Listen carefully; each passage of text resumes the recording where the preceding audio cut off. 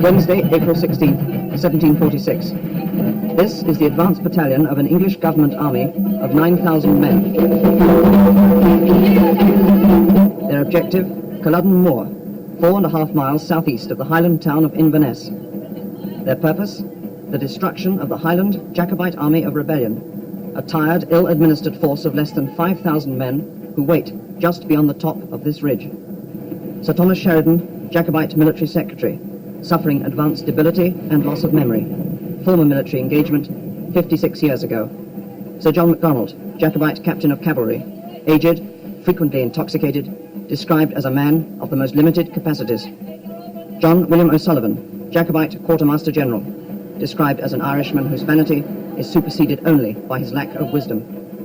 Prince Charles Edward Stuart, Jacobite commander-in-chief, former military experience, 10 days attendance at a siege at the age of 13. You must understand, without putting too fine a point on it, that the army here is in a total shambles. I've got half my company missing. I just can't find them. They've gone off somewhere to sleep. Your Royal Highness, why exactly are Mr. Sheridan, Sir John MacDonald, and Mr. O'Sullivan handling the administration of your army?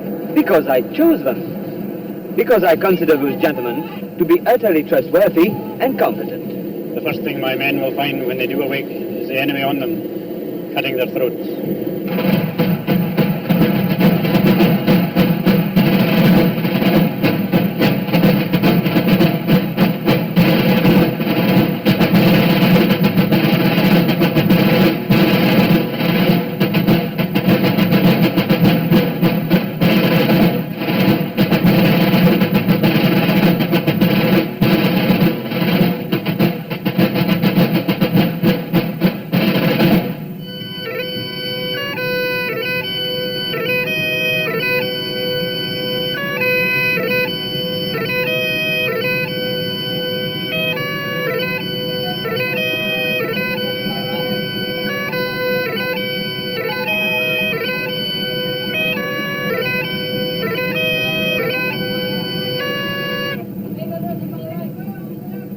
James MacDonald, tacksman, senior officer in a ruthless clan system, who has brought with him onto the moor men whose land he controls. Alistair MacWurrich, subtenant of a tacksman, owns 1/8 of an acre of soggy ground and 2 cows. Alan McCall, subtenant of a subtenant, owns half share in a small potato patch measuring 30 feet. Angus MacDonald, servant of a subtenant, he owns nothing. Lowest in the clan structure, he is called a cotter. This man is totally dependent on the men above him in the clan system. They in their turn on the tacksman, they in their turn on this one man, the man who has brought them all onto the moor. Alexander MacDonald, called in Gaelic Machichrúil, chief of the MacDonalds of Keppoch. The owner of all his tenants' land, the rent he has charged them, is to fight with him as clan warriors whenever he decrees. This is the system of the Highland clan. Human rent. I hold my land from Macruachan as my father did, by bringing him 20 fighting men from amongst my tenants. These I have brought. To this man, who is rent, today's battle is a matter of honor.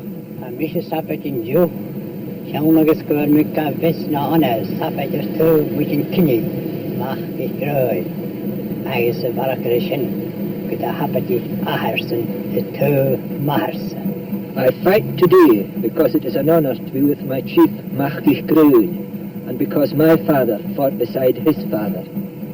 To this man, who is rent, the battle is a matter of revenge. I fight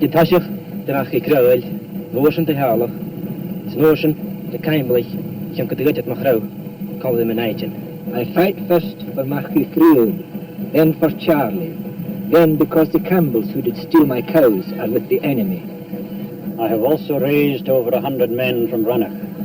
Some were unwilling. With these I used force. Alistair MacWurrich, told by his tacksman that if he did not fight, he would have his cattle taken and his roof burnt. This is the system of the clan. A system that has brought onto the moor over 4,000 men. Men from Argyll and Inverness, from Moidart, Appin and the Isles, Catholics, Episcopalians, Presbyterians, the MacDonalds, the MacLeans, the Chisholms, the Camerons, the Farquharsons, the Frasers, men of 14 major Highland clans. Men like this, Donald Cameron of Lochiel, chief of the powerful Clan Cameron, fearing for the survival of the ancient and ruthless society to which he belongs. Because he is here on the moor, most of the other chiefs are here. Because he is here, Keppoch is here. Because I feel that the act of union with England is a betrayal. Because Prince Charles is a Catholic, and I am a Catholic, and the King in London is a Protestant. Because Charles is part Scot, and I am a Scot, and the King in London is a German. Prince Charles Edward Stuart, the centre of all these men's hopes, himself half Polish. Aged 25 and 4 months, son of the exiled James the Pretender, he landed in Scotland 9 months ago, raised the clan army on a Highland surge of nationalism, marched to Derby, and came within an ace of toppling the Hanoverian dynasty and regaining the throne for his father. Though since forced to retreat back into the Highlands, and despite all evidence to the contrary, Charles remains supremely confident both of victory and his welcome by the English people. King George II is both a usurper and a tyrant. He's kept my father's ground by enslaving all the people of his Highland. He's deemed unpopular, and I know that once victory is mine, the people of England will welcome me.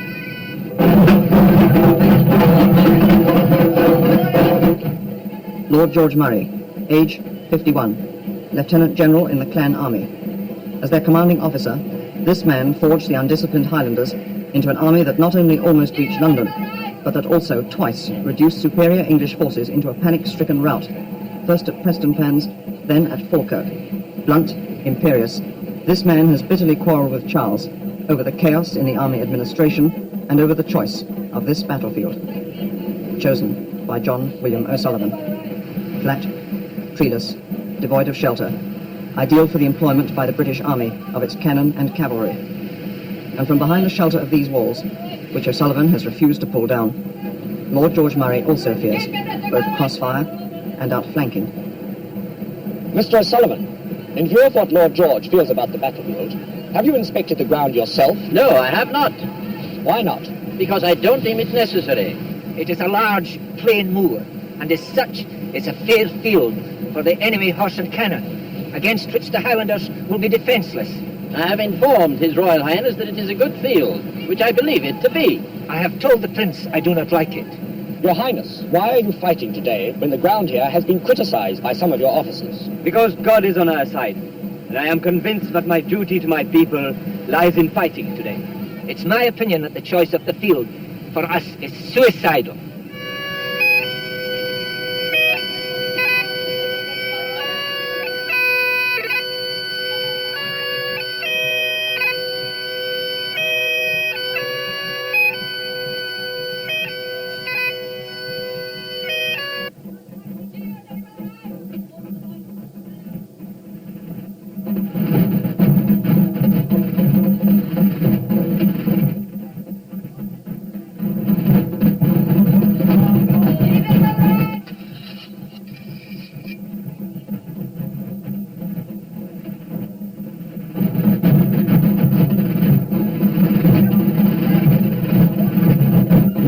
Men, 16 battalions of infantry, 12 squadrons of cavalry, 8 companies of militia, 220,000 rounds of musket ammunition, 10 3-pounder battalion cannons, 800 3-pound cannonballs, 500 bags of cannon grape shot.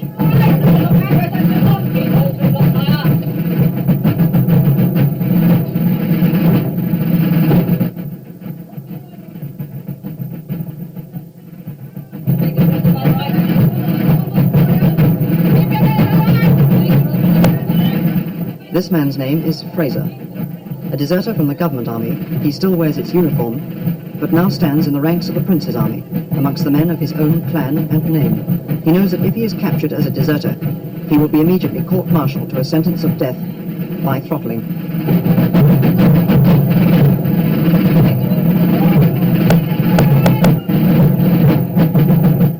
These are the Wild Geese, 150 exiled Irishmen, serving in the army of His Most Christian Majesty Louis XV of France, the most powerful ally of the Stuart cause.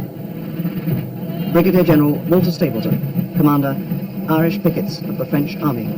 Yes, we're here because Prince Charles is a Catholic. It will be a fine thing for all Catholics when Charlie's on the throne and German Geordie's off it. Yes, that's right. If we had a Catholic king back on the throne in this country, then we could get back to living on our own. You must remember that your Protestant king in London has passed and is still passing penal laws against the Catholics in Ireland. Me, I'm from County Tipperary. Now I've got to live in Purloin. Now you won't find a Catholic Irishman with much cause to love George II. William Augustus, Duke of Cumberland, third son of King George II. Age 25 and 1 day, Commander-in-Chief of the Government Army in Scotland. Salary £15,000 per year. Alexander Lang, private. Salary 6pence a day. Patrick McColman, 3 days ago a sergeant, 2 days ago 800 lashes for looting, today a private. John Malaby, private. Pressed into service. William Roach, private. 2 years of his pay would not buy even the wig and hat of the officer marching in front of him. Joshua Ward, Lieutenant British Army, a fraternity where the least pretension to learning, to piety or to common morals would endanger the owner to be cashiered. In the middle of the second line. Give me a battery in the center of the front line.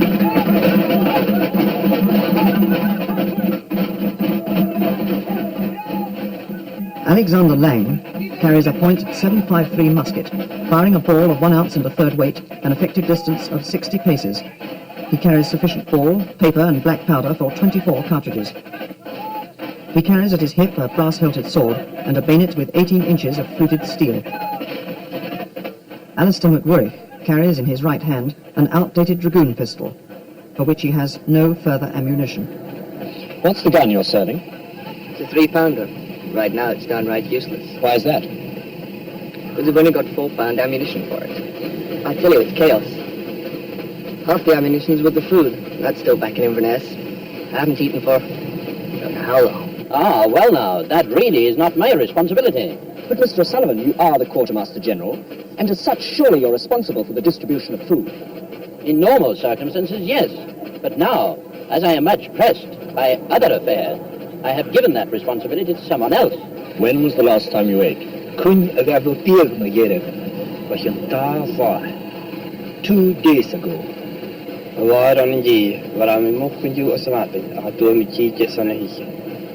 The day before yesterday, this morning he killed a pig that wasn't allowed time to eat it. I can't remember. Andrew Henderson, Whig historian, biographer of Cumberland, eyewitness of the Battle of Culloden. It's 12:15.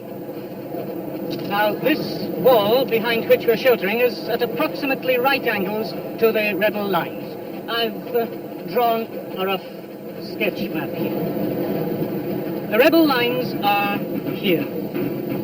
We are here. And the Duke of Cumberland's army is here.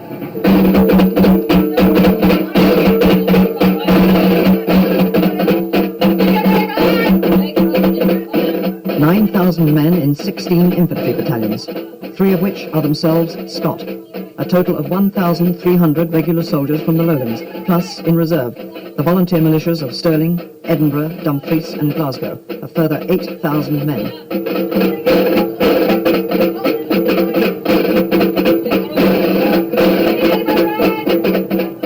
Charles Edward Stuart, regent claimant to the thrones of England and Scotland, has more Scots in arms against him than for him.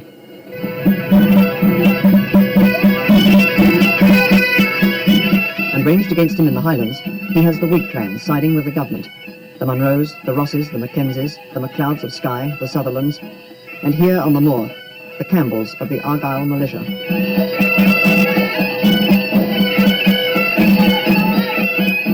Here to fight Charles and his rebellion, here to take clan revenge, Angus Ian Campbell, wife murdered by the MacDonalds. Alistair MacDonald, brother killed by Campbells in cattle raid. For him, loyalties to Charlie mean little. For him, today's battle is a clan battle. The swords those bastards use will cut a man in half. Well, I reckon we'll have them this time. Why do you say that? We've got a new bayonet drill, see? You don't poke at the man in front here. You poke at the man coming at your chum on the right. That means, as he's lifting his sword arm, you get him underneath, like. What do you think about the rebels? Well, I ain't taken my clothes off for 6 weeks. I reckon till we lay them bastards out, I won't neither. I'll tell you one thing. I know a lot of the boys make fun of our Billy Cumberland, but I reckon he's all right. He's a tough bastard, but at least he feeds you, which is more than some of them do. And I've heard said that the rebels want to cut in the smallest herbs for the pot. Well, I don't reckon that. There are a lot of frigging savages. Donald Grant, a farmer, forced a month ago into the Highland army, twice has deserted back to farm and family, twice has been captured and forced to return. Ewan MacDonald, farmer, forced into the Highland army the day before yesterday. With him his son, John Angus MacDonald. The day before yesterday a ploughboy, today a rebel in arms, his age 13.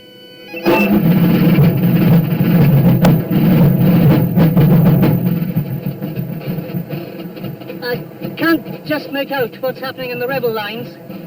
There's much confusion of movement. Large numbers of men are moving about, changing their position.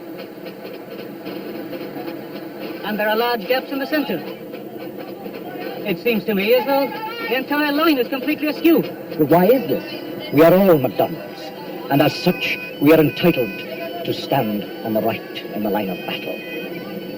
This is an ancient MacDonald privilege, and yet Mr. O'Sullivan has thought fit to place Lord George Murray's men in that position. The main reason is that yesterday the Prince had an idea for a surprise march by night on the camp of Cumberland. This we attempted. It failed, but it meant that we were all out marching the entire night. Consequently, the men are exhausted and are still stumbling into their positions. What effect has this had on your men? Look at them. When did you last sleep? Kun akatyalu mujeda. As far as I am concerned, we are now putting an end to a bad affair. The Scots are fair fighters until a crisis is reached. And it's my opinion we've now reached that crisis. With all these things amiss in our army, it would have been better had the Prince made some plan for retreat. But Charles has made no plans for retreat. He says that only those who are afraid can doubt his coming victory. He puts from his mind the discontent of the MacDonalds, the fatigue and hunger of his men, the total outnumbering of his army, the thinning of ranks by desertion, the ill choice of battlefield, convinced, as he is, of the invincibility of his men. God is on our side. Our cause is just, and we will triumph this day. The soldiers in the Elector's army know me to be their lawful prince.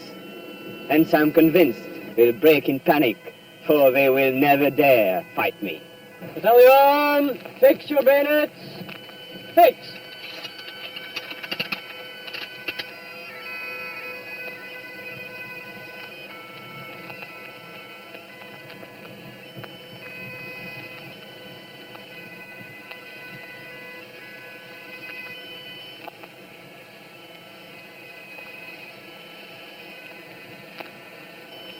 This man's name is Chisholm, James Chisholm. A private in the government army, he is also a Highland Scot. This man's name too is Chisholm, Roderick Ork Chisholm. Fifth son of the clan chief, he stands before his men in the Prince's army. The Chisholm, 500 yards away, is this man's brother. Charles Edward Stuart's war is a civil war.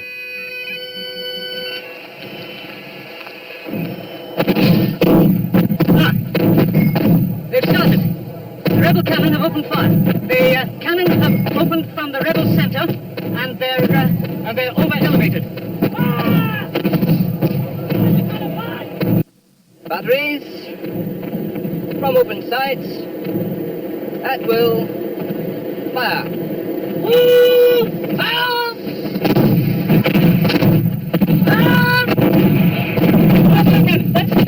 Cumberland's cannon! Cannonades all around me! I'm going to have to shout to make myself heard!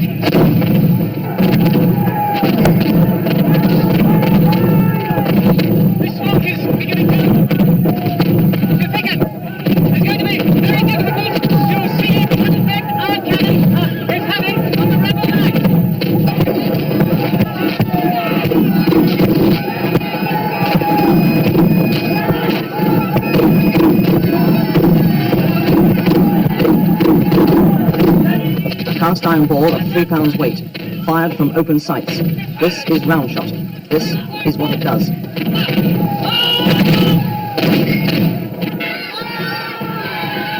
Alistair McInnes, age 20, right leg severed below knee joint. Malcolm Angus Chisholm, age 24, disemboweled. Ian MacDonald, age 13, shot. 112. Dazed, indecisive, Charles has moved to behind the right flank of the Jacobite lines and is now unable to see what is happening to his army.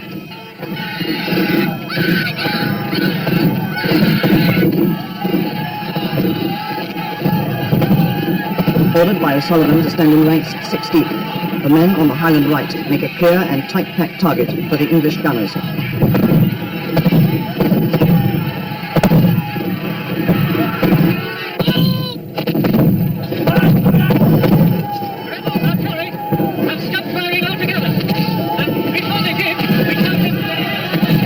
We counted 15 to 20 shots fired by our artillery to every one fired by the rebels. 117, the second result of O'Sullivan's administration. The Prince's artillery, all fed by a sporadic ammunition supply, all served by untrained amateurs, ceases fire.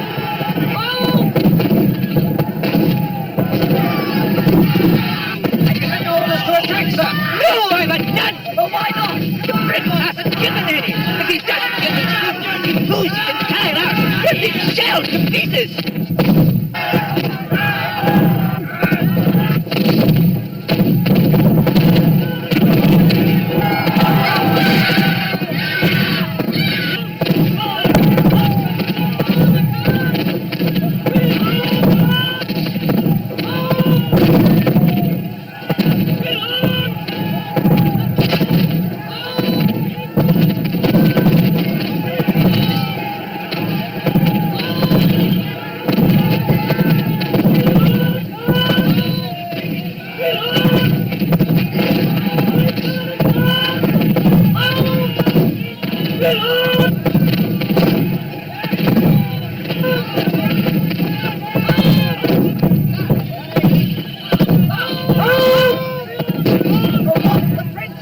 I don't know. Nobody knows what he's doing. 122, Prince Charles Stuart, paralysed with indecision, still has given no order either to advance or to retreat.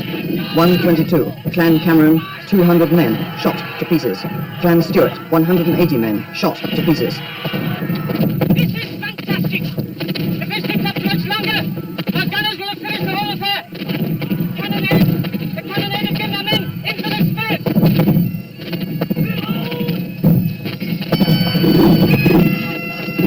Clan Chisholm, casualties, 47 killed or maimed.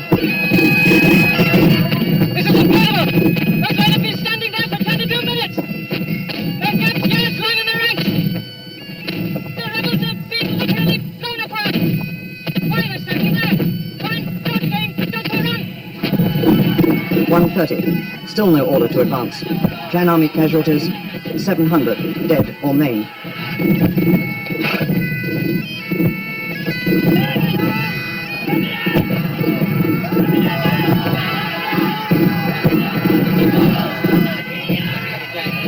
Charles Stuart hopes that by not advancing, he will tempt the government army out of its battle lines to attack him. 1:32 p.m. Cumberland orders a move, but not the one his cousin is expecting.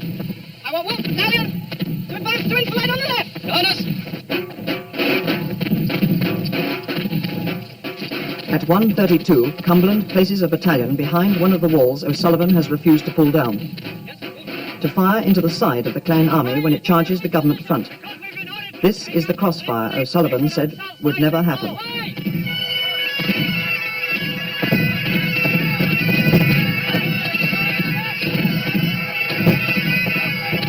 Yes. Units of the Campbell Argyle militia, yes? And the squadrons of dragoons with them.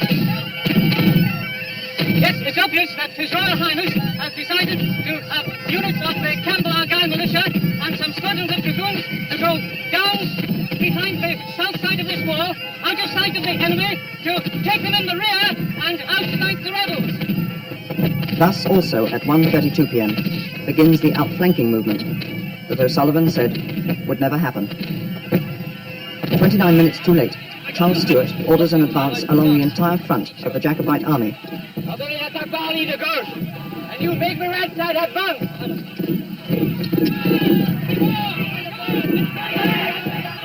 But the message fails to reach the right wing.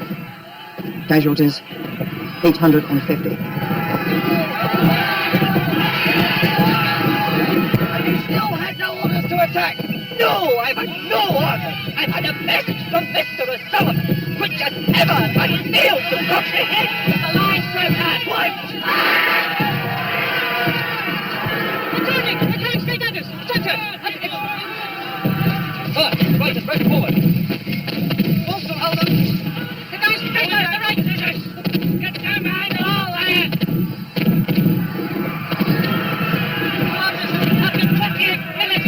What sort of men are these? Right, change from ball to grape. Change from ball to grape! A cylindrical canvas bag, 8 inches in length, packed with musket balls and pieces of jagged iron. This is grape shot. This is what it does.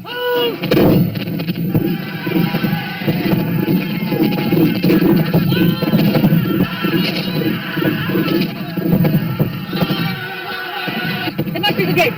The center has collided with the right. There's great confusion. Body swelling.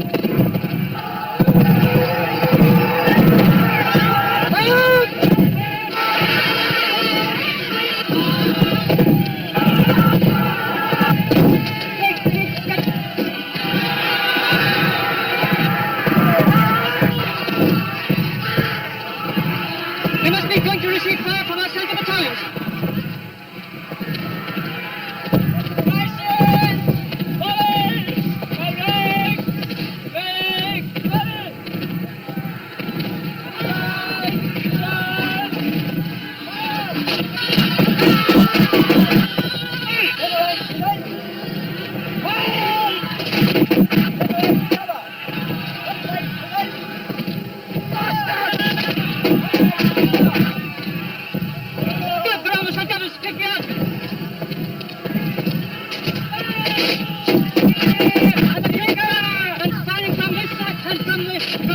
They'll be cutting to pieces. It must be chaos behind those walls. Chaos!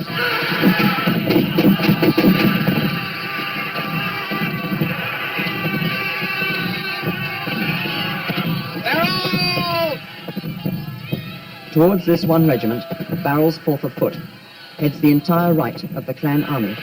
800 men in a solid clump, running with a collision speed of over 12 miles an hour.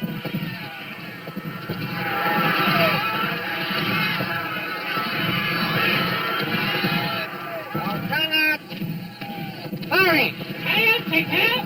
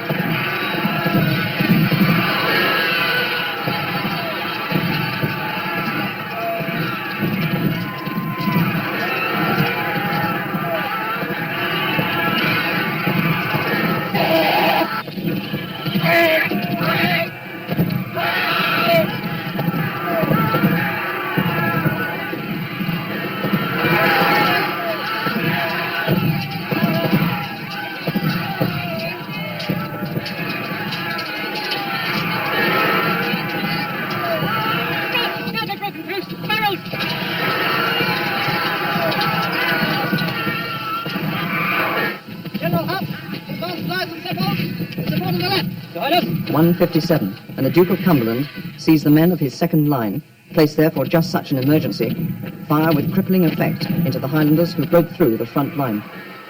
1:57, Charles Stuart, who has made no battle plan at all, sees on the right wing his men run from this concentrated musket fire, and sees on his left wing the MacDonalds, tired, hungry, rebellious, have not been given their rightful battle position by O'Sullivan, hold back from charging the Royal Army right.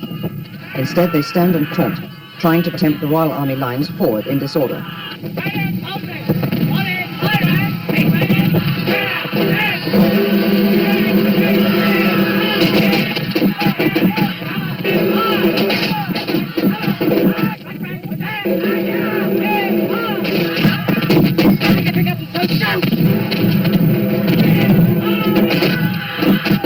Fangen an, Steine nach uns zu werfen. 1:58. The MacDonalds, dismayed at the sight of the advancing cavalry, themselves draw back. Keppoch, one of their leaders, runs forward with other clan officers to encourage them, and is shot through twice by musket ball. About him, his men turn and run. Time, 1:59 p.m. The rout of the Highland army begins. Believing the tears, except the two small units, well, these units, the French and the Irish. Let them through. Stand your ground.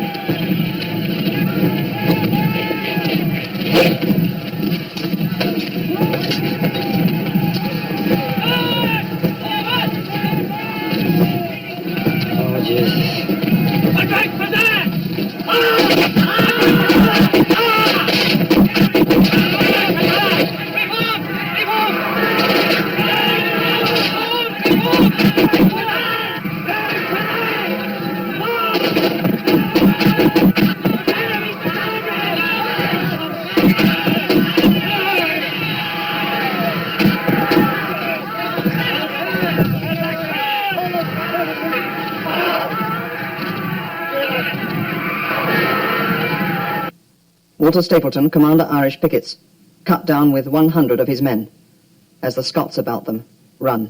So let's back the right. Where are you going, you? Where are we from? Over for Charles Stuart tries to rally his men. No, I don't want to. Pray stand with me, your prince, he cries. Pray stand with me but a moment, otherwise you ruin me, your country and yourselves, and God forgive you. But it is too late. At 2:01 in the afternoon, his corps in ruins, Charles Edward Stuart is led from the battlefield by the man most responsible for his defeat. As Charles leaves, a senior clan officer screams after him, "Run, you cowardly Italian." Guide us! You will order! The general stands fire! Guide us!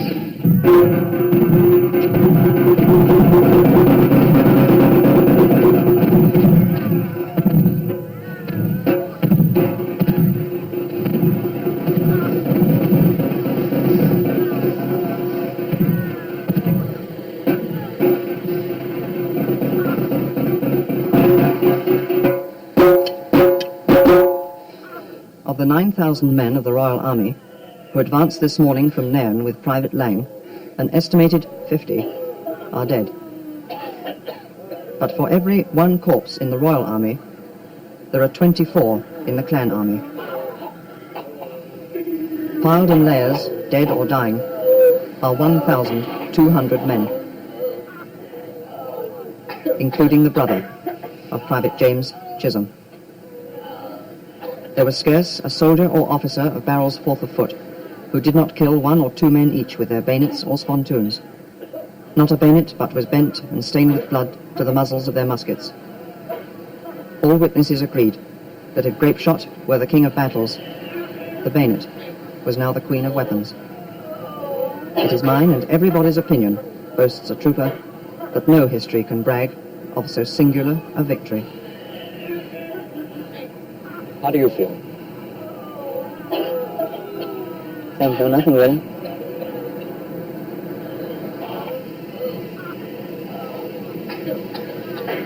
I feel all right. Well, now it's over.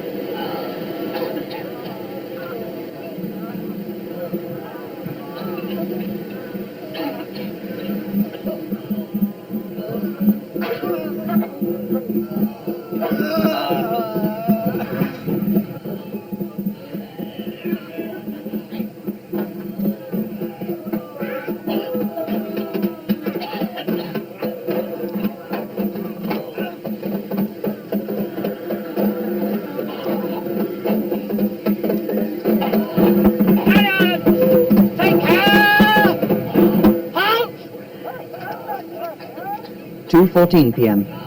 The battalions of Cumberland halt at the lines held by the rebels 1 hour and 8 minutes ago. Battalion! Shoulder your firelock!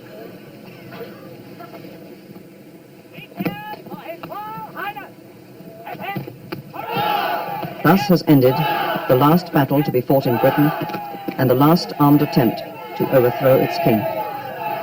The establishment has been saved, peace restored, church, crown, trade and commerce safeguarded.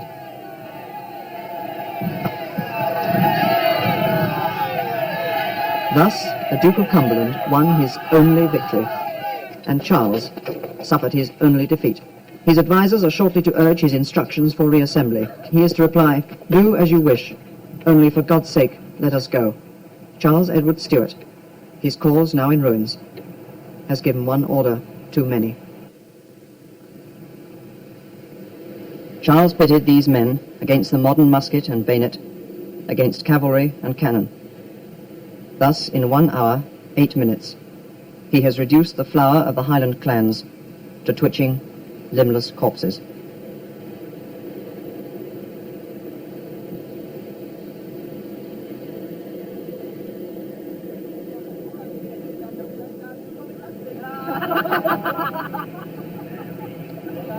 (2:30 p.m.) And His Royal Highness the Duke of Cumberland orders rum and brandy, cheese and biscuits for his brave boys.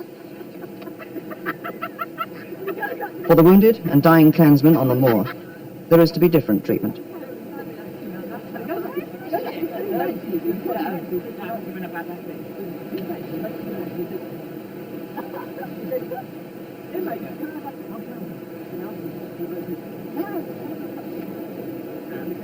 All over the battlefield, whilst the Duke of Cumberland eats his lunch, any clansman seen to be still alive is either slit in the throat, pistoled through the head, or bayoneted and trampled on, until, in the words of an eyewitness, the moor was covered with blood, and our British soldiers looked less like Christian men than so many butchers. This rebel host has been most deeply indebted to the public for all the rapine, murder and cruelty, and our men are heartily determined to give them receipt in full. Got him! Got him, you bastard! Got him, man! Take him! To the shoulder!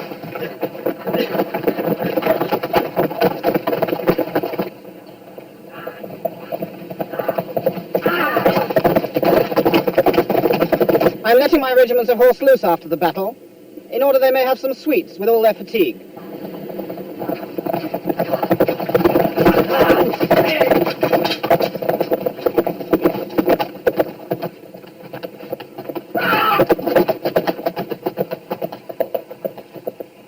Thus, nearly 100 people are to be butchered or maimed on the road to Inverness. Butchered whether or not they took any part in the battle. They took my baby. He's only 2 weeks old. And one of them whirled him around by his leg and threw him onto the ground. This is Jean Clark, aged 28. Cut about the face and body by sabres, she was left lying for dead on the road to Inverness. The soldiers came in and caught him, and Daddy too, but I got away through a hole in the wall. How old was your brother? Lachlan was 9. I don't know where he and Daddy are now. 4 p.m. Inverness. James Ray, trooper, Kingston's Light Horse. The first man of Cumberland's army to enter the Highland capital, the first man to show its inhabitants what is to be expected from an Englishman, protecting his liberty and his Protestant religion.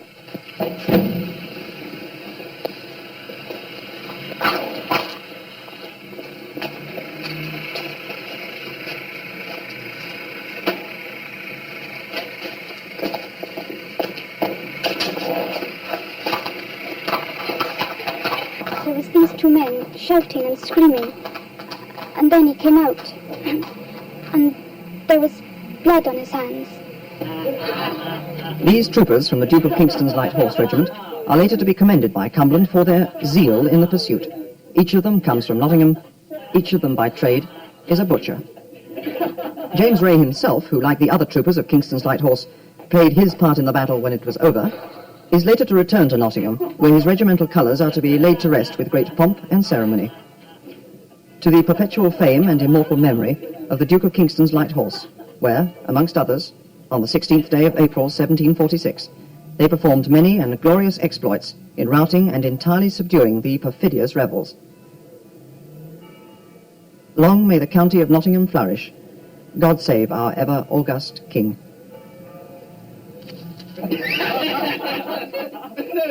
April the 16th, 10:30 p.m. Inverness. For William Augustus, Duke of Cumberland, third son of King George II, an evening of immense satisfaction and triumph. At the age of 25, he has saved his father's kingdom and redeemed the reputation of the British Army. At his table, older officers drink his toast and declare him to be one of the greatest English captains since Marlborough. His cousin Charles, until today the heroic leader of an armed rebellion, is now a fugitive in the heather. If further proof were needed of this young man's prowess, it is here, unheeded by him, 4.5 miles away. This is Lachlan MacDonald of Lochaber, right leg severed below the knee joint. He's been lying on the moor, untended, for 13 hours. For most of the time, it has been raining.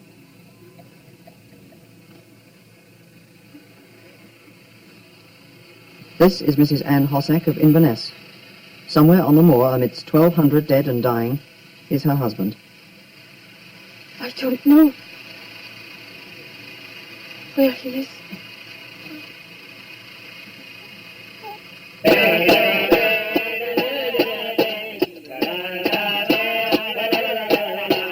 For Alexander Lang, Private, Barrel's 4th Regiment of Foot, this evening is also one of immense satisfaction. His regiment has acquitted itself with honour on the field of battle. He himself has dispatched 3 of the rebels, and above all, he himself has escaped death and maiming. Battalion will take care while the casualty lists are read.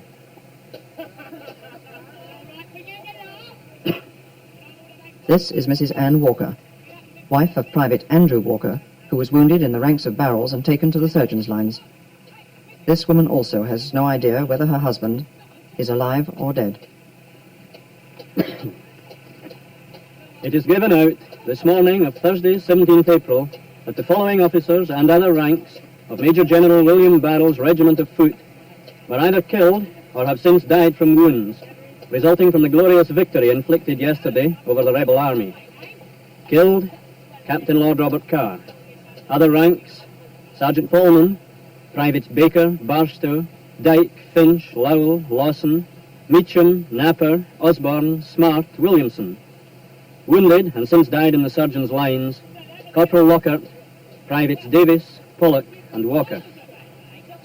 Battalion take care. Battalion will dismiss, save for the duty picket. Battalion dismiss. You treated Private Walker a short while ago, Doctor. Yes, I did. What did he die of? This one? He died of shock, if I remember correctly. Why was that? He was an amputee. I had to take his arm off. Hey! Do you know what? What is our young British pleasure? Because we fought with such gallantry. His Royal Highness thanks all ye officers and men for their gallant behaviour. Get out in evil. His Royal Highness releases all ye military prisoners who were this day in custody of the province. You heard about the wounded? Well, yes, I'll talk about it. They're going to pay 12 guineas out of the Duke's own purse for all those wounded in the battle. For Lachlan MacDonald, who has been now lying on the moor 2 days with a severed right leg, there'll be no 12 guineas.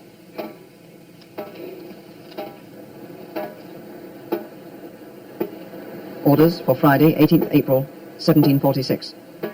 A captain and 40 foot to march directly and visit all the cottages in the neighbourhood of the field of battle.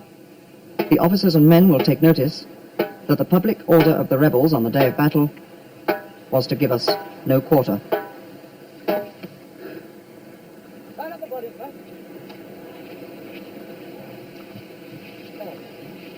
quick as you can.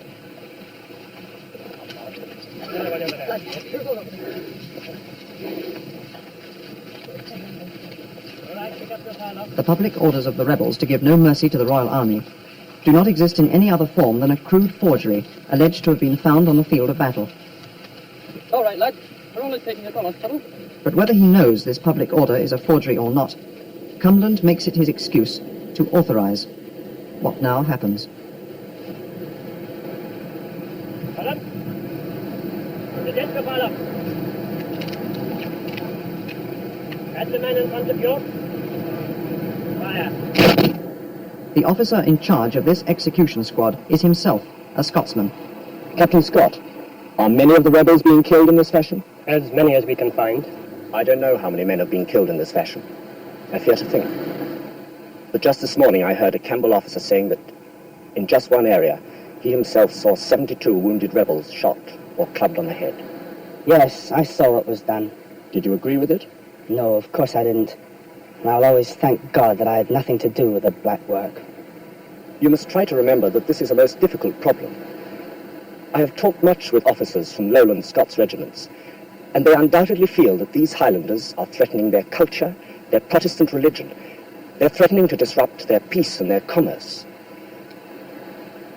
There's a great feeling of insecurity in the lowlands. These people still remember the Highland host. They still remember the years of cattle thieves and murder, men coming down at night from the hills and extorting blackmail under pain of being robbed. You see, the Highlander talks a different language. He wears different clothes. And he undoubtedly has some uncouth and barbaric practices.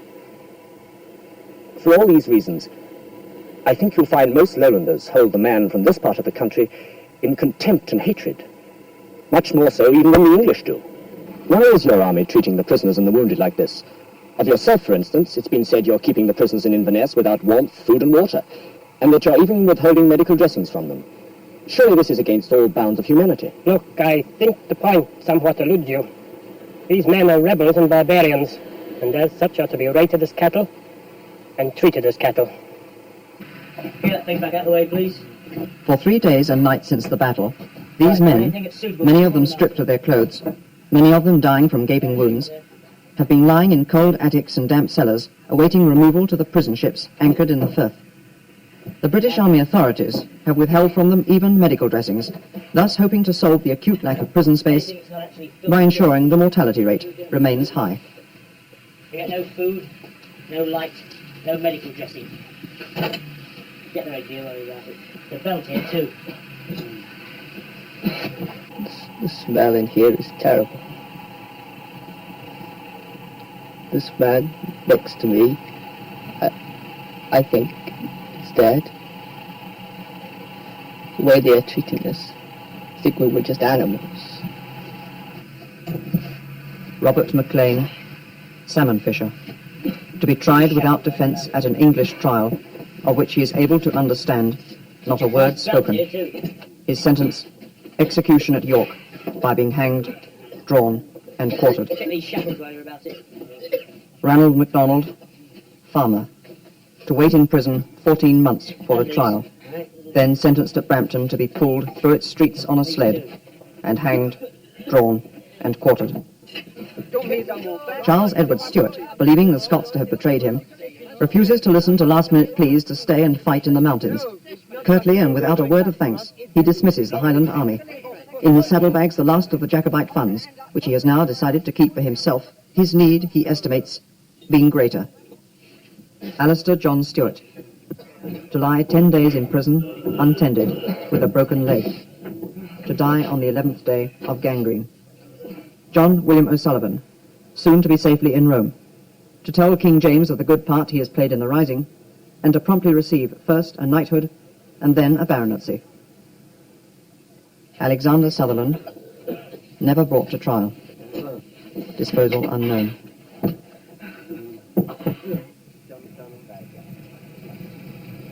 Lord George Murray, who to the end blamed Prince Charles and his Irish administration for the defeat at Culloden, is soon to leave Scotland forever, forced to seek exile in Europe. Prince Charles refuses to see him again and never forgives him. blaming his opposition to his administration for the downfall of the Stuart cause. Lord George Murray, estimated by some as one of the most brilliant generals of the 18th century, who, if left to his own counsel, could perhaps have turned Culloden into a victory.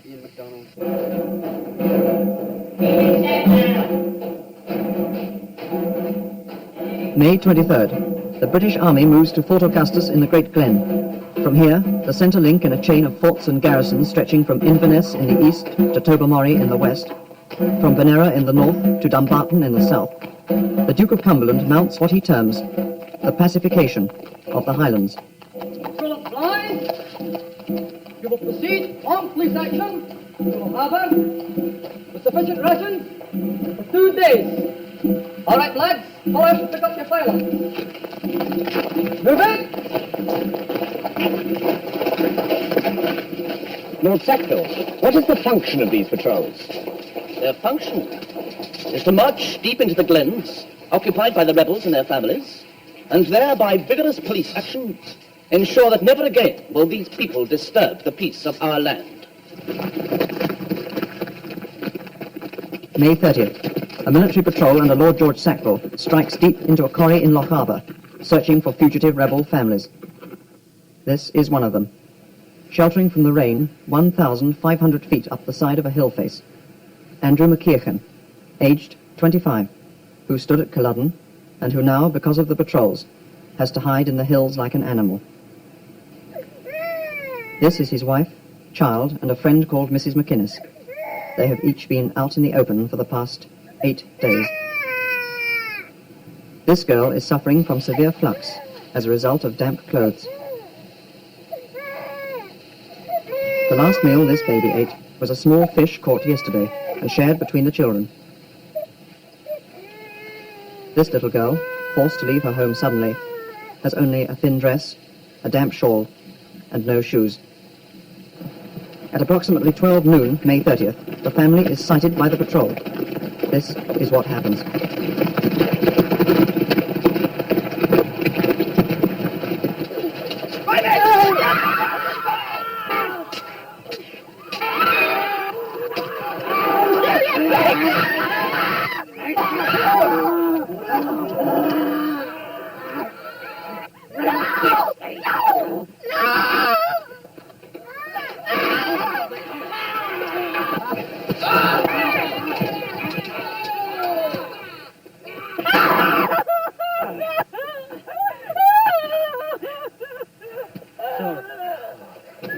I don't know. All these officers keep telling us these people up here are a load of savages, but I don't know, they look like ordinary women and children up there to me. I didn't like it when we did.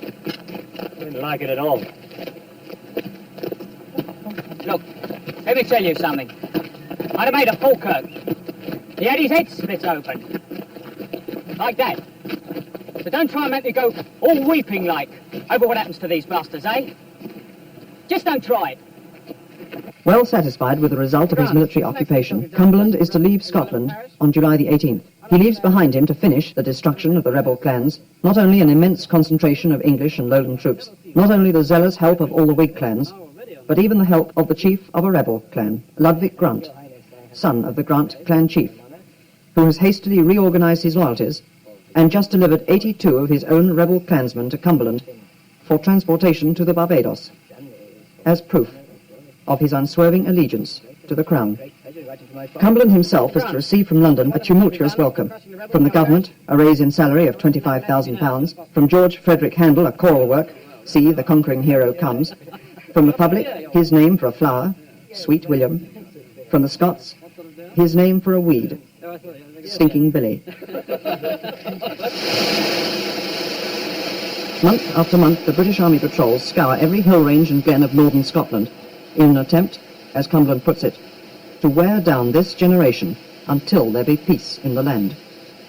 The patrols leave behind them a trail of brutality and suffering that is to earn for their commander undying loathing and the epithet Cumberland the Butcher. These three of his officers have already burnt, smashed, raped, looted and bayoneted their way from Glenurquhart to Moidart, committing in the name of pacification the worst atrocities in the history of the British Army. Captain Caroline Frederick Scott, Lowlander. I agree with the senior staff officer who has proposed that £5 be paid for the head of every rebel brought to Fort Augustus. Major Ian Lockhart, Lowlander. Those who are found in arms are ordered to be immediately put to death, and the houses of those who abscond are plundered and burnt, their cattle drove, their ploughs and other tackle destroyed. Lord George Sackville, Englishman, third son of the Duke of Dorset. We have detachments in all parts of the Highlands. The people are deservedly in a most deplorable way, and must perish, either by famine or by the sword. A just reward for traitors. We hang or shoot everyone that is known to conceal the Pretender, burn their houses, take their cattle. The Pretender, Charles Edward Stuart, object of the largest single manhunt in British history, now disguised as an ordinary clansman, much addicted to the little bottle he carries in his hip pocket, suffering from dysentery, is to spend the next 5 months scrambling amidst the rocks and hills of the Western Highlands, sheltered and hidden by its people, who remain loyal to him and never betray him, until in September he takes a ship for France and security, leaving behind him nothing but a legend. Bonnie Prince Charlie. Na Bonnie Moorhan, up in the grey hill down in the Charles Edward Stuart, the Bonnie Moor Hen, is to walk out of the lives of the people he has led into so much suffering, with scarcely a backward look in their direction.